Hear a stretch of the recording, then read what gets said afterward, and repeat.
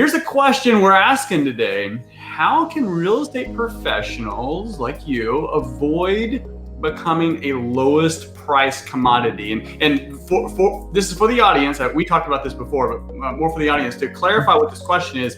Competition, it's out there, it's growing. That's just business. You got big tech, you got smart local operators. Everyone's feeling a squeeze, but how can you avoid that? How can you avoid being squeezed out to the lowest price, flat fee guy? So I've always been 100% referral. I've never been the lowest in the market for 25 years, but I do feel now with technology as years have passed and in the most recent past, I mean, even I'm squeezed on rate, right? So number one is generate more leads than you can handle so that you can cherry pick the ones that want to do business your way. So that's like a Raving Fans. If you haven't read the Raving Fans book, that's the basic principle. Identify what you want, identify what your client wants, make sure there's a fit, and then deliver wow plus one. So that's number one. So really define who your client is and who your client isn't. Be different. It's really simple. It's really, really simple. Offer what others aren't. When you look at what everybody else is doing in your marketplace, run the other direction as hard as you can. And for me, that was looking around and seeing a landscape, and everybody had on a suit jacket and a tie, and they were professionals, and they were not the average Joe, and they were not very approachable. And I agreed very early on that I was going to market differently, and Facebook was my means, and so was video, and I embraced it. There's a ton of competition right now for sure. And, I'm going to echo what they said too, is you have to stand out. You have to make yourself different. You have to provide more, my focus is trying to provide the best service that I can for my clients. And, being an investor, I feel like I have a lot more connections and things like that.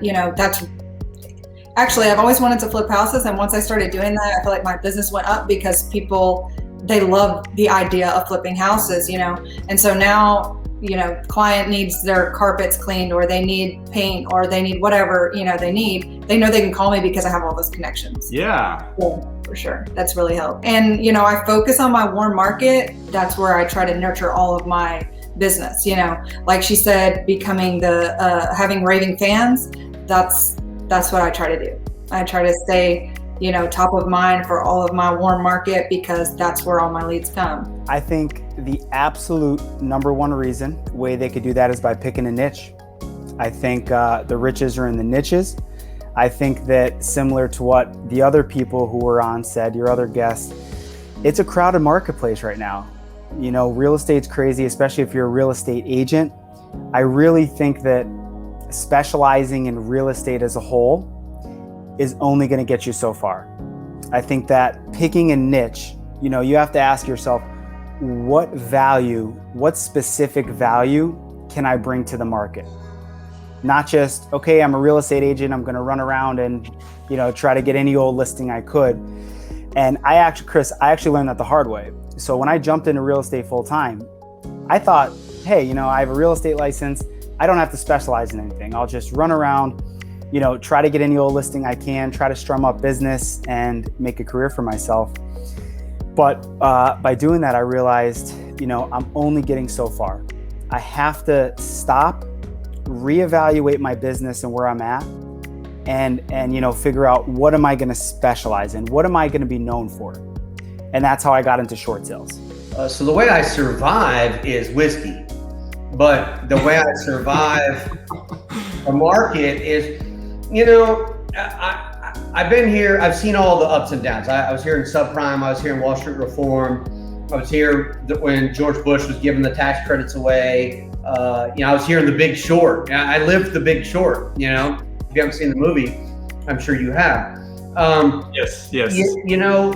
In the end, really, it's personality and it's knowing your stuff. I mean, since you've personally done transactions with me, I'm pretty opinionated on the process. Like, I'm going to tell you what I think or what we need to do to get things done. I'm going to lead you in I'm not just out to sell you a house. And I let clients know that on the very, very first phone call. I'm not out to sell you a house. I don't care. I don't care if you buy a house this week, next week, in 1 month, 2 months, 3 months, 6 months, it's got to be the right house. And I'm going to let you know, you're going to know when I think it's the right house. You're also going to know if I think it's a wrong house. So anybody can show a house, anybody can write an offer. It's knowing the markets, knowing the neighborhood, and people just know that innately. I think they know that after dealing with you. So just when I have new guys coming on, I say, you're not busy right now.